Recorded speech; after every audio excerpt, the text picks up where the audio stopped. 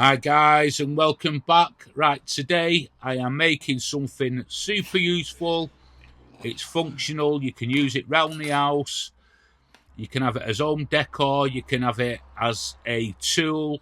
There's loads of uses for it, and you can have a load of fun with it as well. So watch to the end of the video and you'll see what fun is, trust me. So I've got a piece of 4x4 here. I've had this for absolutely ages, and I've just not got around to using it. It was from another project, and this was sort of what was left over. So I'm just sketching out my sort of idea what I want here. Just a rough sort of thing what's in my head. And I'm just marking out the size of these cuts to this 4x4. Now my 4x4 won't go through that saw, so I'm having to handsaw this. So it's good practice, Japanese saw practice. So just take it nice and easy. I'm going to my lines. Good thing about these saws is it takes away a lot of the, the thinking, and you just have to go to your lines, and that's all you're having to concentrate on. It takes away a lot of the hard work in the sawing, should I say.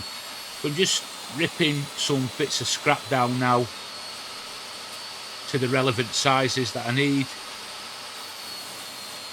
Again, I'm just using old bits of pine, some of that pine that was all cut and stuff like that, which will come in handy for this sort of project. I'm waiting for another wood delivery, but I expect it not to be brilliant because the weather's really hot and stuff like that. So I'm just giving myself some sort of visual reference here to how big I want this.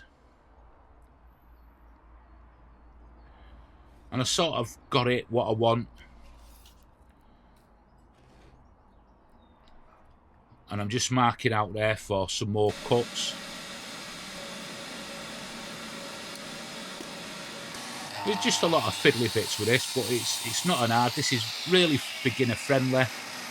It's nice and easy to do.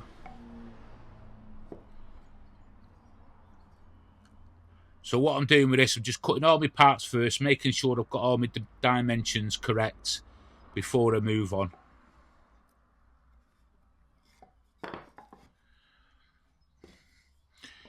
I thought I'd make two of these. I know where they're going already before I make them, so I thought I'd make two. I might as well make two. I know where they're going.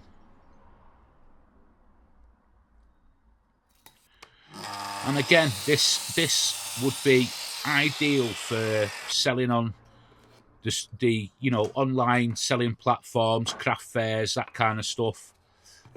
I think you do really well with these. You can sort of like, what's the word? You can make them for, like I said at the beginning, there's loads of different uses for them. You'll get. I'll come back to that later on. I'm just using some more scraps here. There's something really pleasing, isn't there, about using up your scrap wood. I don't know what it is.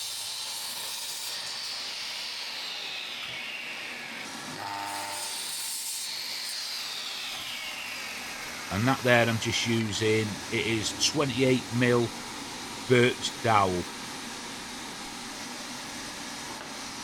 I bought a rake of this absolute ages ago. I'm down to, this is my last piece, so what I'm going to do next time, I'm going to buy some broom handles, which is actually more cost effective. Wood broom handles. Always have a stock of broom handles in. So again, I'm just trimming down more parts here.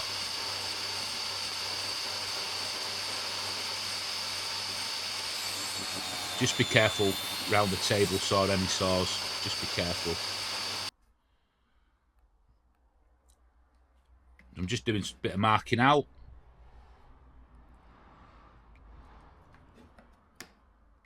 You can make these to your own size as well. You can put your own stamp on them, your own designs. There's loads of scope what you can do.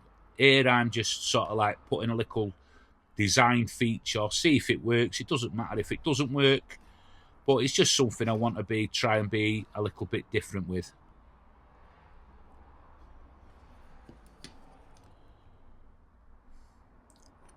And again, I'm still marking out. There was a lot of marking out on this project. So I'm going in here with a 30mm Forstner bit. I am, because it was 28, but actually that dowel was coming out at around about 29, and I ain't got a 29, but it doesn't matter. I need a little bit of play in certain sections of this, so a 30mm Forstner bit was perfect for it.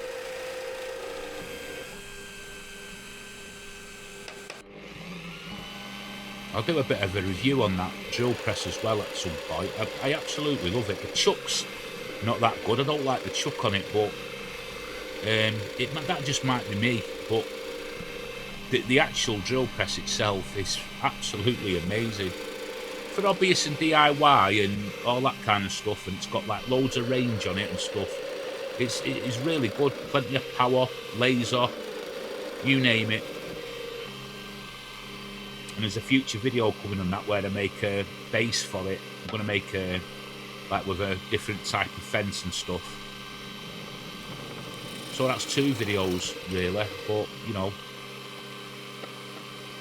I'm just trying to reduce my tear out here, which I'm getting a little tiny bit, but you know, it's all about learning. Just going in, I've set the depth just so the tip pokes through and then I go in from the other side.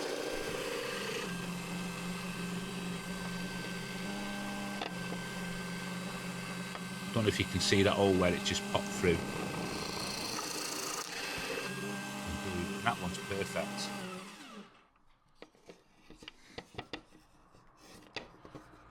Just what I wanted.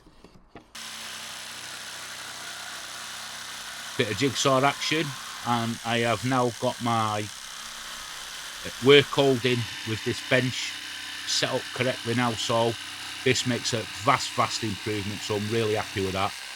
Just pop that clamp through one of the dog holes and away I go.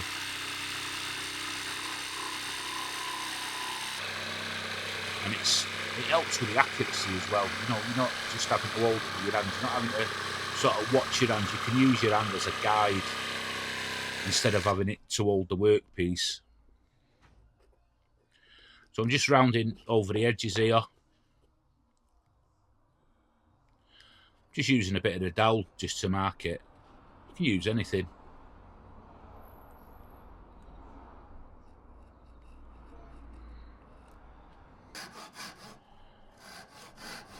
I just thought I'd break out the saw because I can.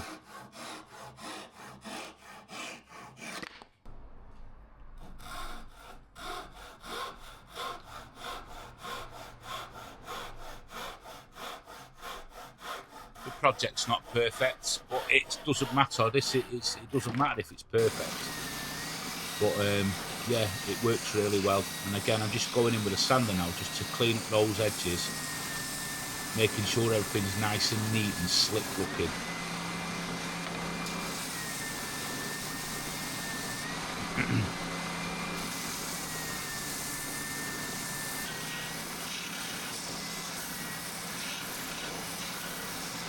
Just taking those sort of sharp edges off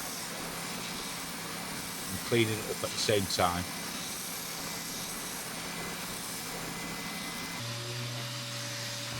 So everything gets an Handsaw now to a 150 grit.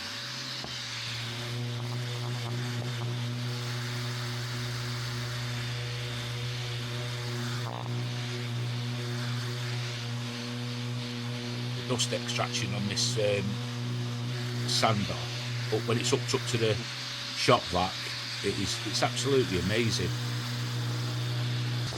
But still, put a mask on.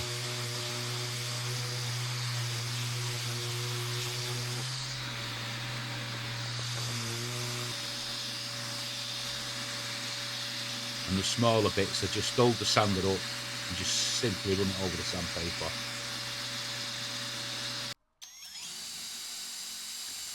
So I'm just pilot hole in here.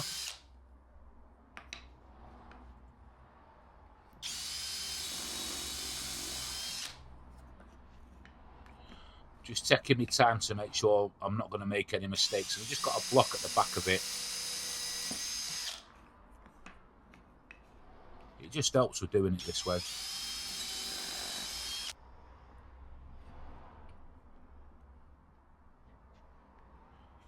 So I'm just marking out here for some more holes. I just want them all looking nice and neat and in order and symmetrical and all that kind of words.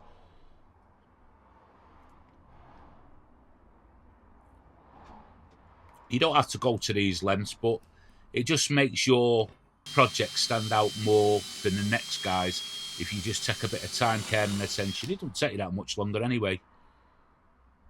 So I'm just countersinking now. I'm not putting any plugs in this. You could put plugs in this, but I'm not bothering. So I need an hole running straight through the centre of that 4x4 to lock the dowel.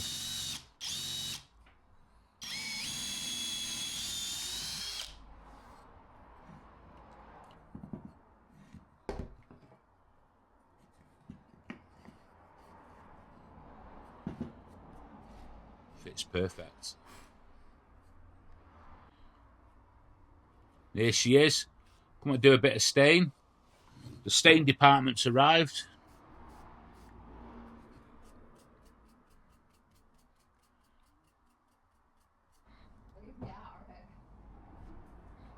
He's come for a good sniff about, see what's happening. He's just woke up, look at him. Takes him about an hour to come round. Look how well that goes on.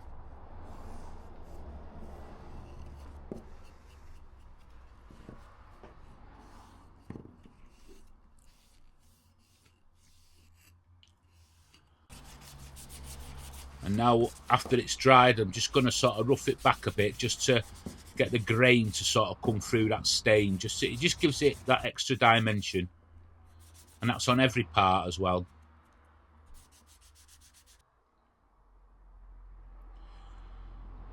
Now, I probably didn't need to glue this, and I know I've stained it there, and I know people are going to comment that, you know, don't stain where you're going to glue and that.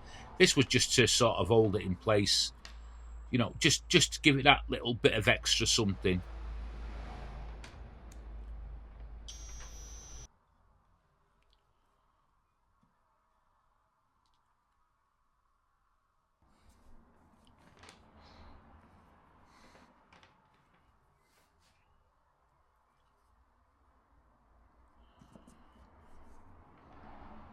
Just making sure I've got everything the right way around.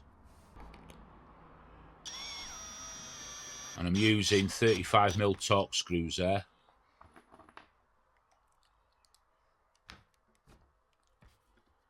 It says 30mm on the thing underneath, but it's actually 35mm.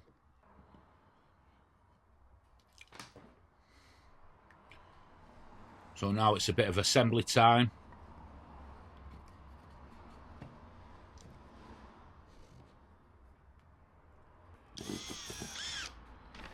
These are the stabilising feet. You can do your own designs and these make it your design. I just thought I'd go with a triangular sort of look.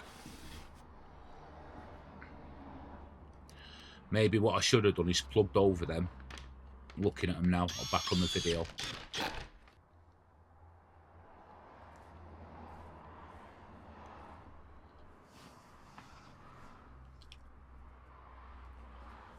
So just add in some more glue.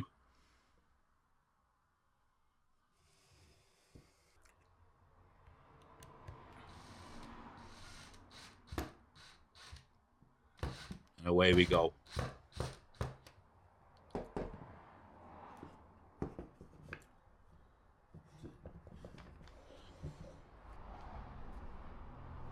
And then I'm locking that dowel in, the sensor. By just driving that screw down.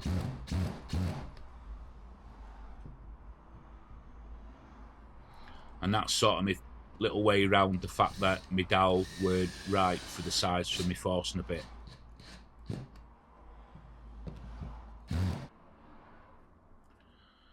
So I'm putting some aluminium tins on this, but you could put glass jars, that kind of stuff. You could do this to whatever you want, and what you can use these for, there's loads of uses in there. You could use them in the kitchen as little mini spice racks. You could use them in the bathroom to put like your hair bands and clips and that stuff. workshop for your screws, nuts and bolts. You could have a bit of fun with the grandkids coming round. You could put sweets in them, which would be absolutely fantastic. Let them twizzing them around and getting the sweets out, and you know, kids would absolutely love them, wouldn't they? And I don't know what it is, but there's just something. It's one of them things you just want to go and keep twizzing round. Does that make sense to you? Like I'm doing there, you just want to sit there and do that all day. But as you can see, all I had were these tins, but they work really well, and I'll probably, well, I won't, because I know where they're going. As soon as my sister-in-law see them, off they go. But you could use glass jars on there. Get some protection on, the proper protection when you're spraying. So just to finish it off, I'm just giving it a bit of a spray, clear lacquer, which further enhances that stain and grain pattern, as well as protects it. And there you go, finished. Let me know in the comments what you think. There's just something really fun about them. I don't know what it is. What would you use these for? Let me know below in the comments what you'd use them for. But it's a bit of fun, an easy seller. Put these on your stall and I guarantee these will fly out, and they cost no money to make, really don't. There's got to be like under £5 UK pound there in wood, and in tins. The tins, you know, I've got a job lot of them, which they were really inexpensive, but you could find old coffee jars and things. Have a bit of fun with it. So let me know what you think, and let's get on to the next project. Thanks for watching, guys.